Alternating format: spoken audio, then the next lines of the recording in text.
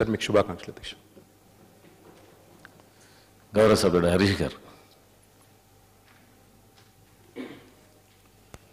అధ్యక్ష, తెలంగాణ రాష్ట్ర 2వ శాసనసభలో ఉపసభాపతిగా ఎన్నికైన మీకు హృదయపూర్వకంగా శుభాకాంక్షల్ని అభినందనల్ని తెలియజేస్తూ గత 20 సంవత్సరాలు ఉద్యమ సహచరుడిగా, శాసనసభ్యుడిగా, సహచర మంత్రిగా 20 ఏళ్ళు మీతో కలిసి పనిచేసేటువంటి అవకాశం దొరికింది అధ్యక్ష. మీరు ఏ హోదాలో ఉన్నా, ఏ పదవిలో ఉన్నా అందరి చేత పజ్జన్నగా ముద్దుగా పిలుచుకునేటువంటి పేరు మీకు దక్కింది.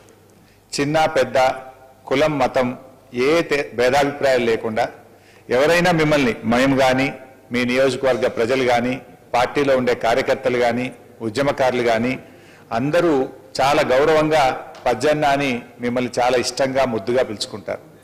మీరు కూడా ఎంతో ఆప్యాయతతో, ప్రేమతో ప్రతి ఒక్కరిని కూడా పలకరిస్తూ ఎప్పుడు కూడా చిరునవ్వుతో మీరు గత 20 సంవత్సరాలు పనిచేయడం జరిగింది. ఈ సభలో కూడా తెలంగాణ ఉద్యమం ఉధృతంగా జరుగుతున్నప్పుడు ఒక్కొక్కసారి జై తెలంగాణ అనే నినాదం మీరు ఇచ్చినప్పుడు దిక్కులు పెక్కటిల్లే విధంగా, సభ మొత్తం కూడా వినబడే విధంగా ఎంతో ఉద్యమ స్ఫూర్తిని మీరు చాటేటువంటి వారు.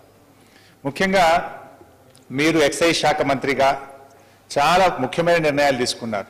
మా నియోజకవర్గానికి వచ్చినప్పుడు కూడా మీరు అక్కడ గీత కార్మికులకు హామీ ఇచ్చారు.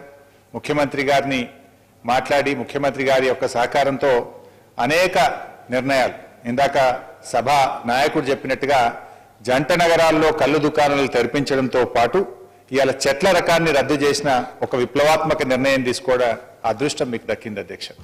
అదేవిధంగా గీత కార్మికులకు కూడా 2 లక్షల రూపాయల నుంచి 5 లక్షల రూపాయల ఎక్స్గ్రేషియా పెంచేటువంటి ఒక గొప్ప నిర్ణయాన్ని కూడా మీరు తీసుకున్నారు అధ్యక్ష. ముఖ్యంగా రాష్ట్రంలో గుడుంబా మహమ్మారిని పూర్తిగా నిర్మూలించడంలో కూడా మీ ఎక్సైజ్ శాఖ మంత్రిగా మీ హయాంలో అది జరగడం నిజంగా చాలా గొప్ప నిర్ణయం.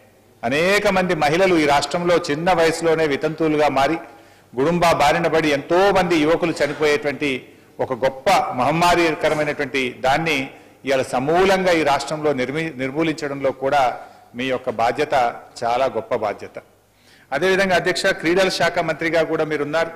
మీ హయాంలోనే సానియా మిర్జా కానీ, సైనా నెహ్వాల్ కానీ, పివి సింధు కానీ గొప్ప అవార్డులను మన రాష్ట్రానికి తీసుకొచ్చి తెలంగాణ రాష్ట్ర ఔన్నత్యాన్ని, గౌరవాన్ని కూడా మీ హయాంలోనే మీరు క్రీడల శాఖ మంత్రిగానే మరి రావడం కూడా నిజంగా మేమందరం కూడా మర్చిపోలేము అధ్యక్ష. అనేక విజయాలు ఈ రాష్ట్రం సాధించగలిగింది. ఒలింపిక్స్లో కానీ, ఏషియన్ గేమ్స్లో కానీ గొప్ప గొప్ప అవార్డులు మీరు క్రీడాశాఖ మంత్రిగా మరి రాష్ట్రానికి సాధించడంలో వెనుక మీ యొక్క కృషిని ఈ సందర్భంగా గుర్తు చేసుకుంటున్నాం అధ్యక్ష. అధ్యక్ష, మరి మీరు ఇలా పద్మారావు గారు ఉద్యమంలో మాకు బాగా గుర్తు అధ్యక్ష. 2001లో GHMC ఎన్నికలు జరిగినప్పుడు మన పార్టీ అప్పుడు 2 కార్పొరేటర్లు మాత్రమే గెలిచింది. ఆ రెండింటిలో మోండా మార్కెట్ నుంచి ఒక కార్పొరేటర్ను మీరు గెలిచి GHMCలో కూడా తెలంగాణ వాదాన్ని వినిపించినటువంటి నాయకులు మీరని చెప్పి కూడా ఈ సందర్భంగా నేను గుర్తు చేస్తున్నాను అధ్యక్ష. ఎప్పుడైనా చాలా కార్యక్రమాలు మీతో కలిసి పనిచేసే అవకాశం వచ్చేది. మా కంటోన్మెంట్ ఎన్నికలు కానీ, జల పోరాటంలో మన పరేడ్ గ్రౌండ్స్లో జరిగినటువంటి సమావేశంలో కానీ, ఏదైనా ఒక పార్టీ బాధ్యత ఇచ్చినప్పుడు, నాయకుడు మనకు బాధ్యత ఇచ్చినప్పుడు నిద్రపోకుండా రాత్రింబవళ్ళు పనిచేయగలిగినటువంటి శక్తికి సామర్థ్యం కలిగినటువంటి నాయకులు మీరు.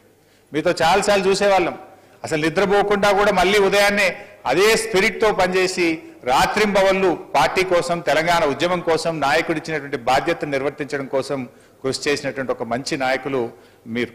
ఇవాళ మీరు ఈ కొత్త బాధ్యత, ఇవాళ డిప్యూటీ స్పీకర్గా కూడా తప్పకుండా ఈ సభ ఔన్నత్యం పెరిగే విధంగా, ఈ సభ హుందాతనం పెరిగే విధంగా మీరు విజయవంతం అవుతారనేటువంటి సంపూర్ణమైన విశ్వాసం నాకుంది అధ్యక్ష.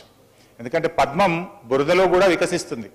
మీరు పద్మారావుగా కార్పొరేటర్గా మంచి పేరు తెచ్చుకున్నారు, ఎమ్మెల్యేగా మంచి పేరు తెచ్చుకున్నారు, ఎక్సైజ్ శాఖ మంత్రిగా పేరు తెచ్చుకున్నారు, డిప్యూటీ స్పీకర్గా కూడా మంచి పేరు సంపాదించి ఒక పద్మంలాగా వికసిస్తారనేటువంటి నా సంపూర్ణమైన విశ్వాసం నాకుంది అధ్యక్ష.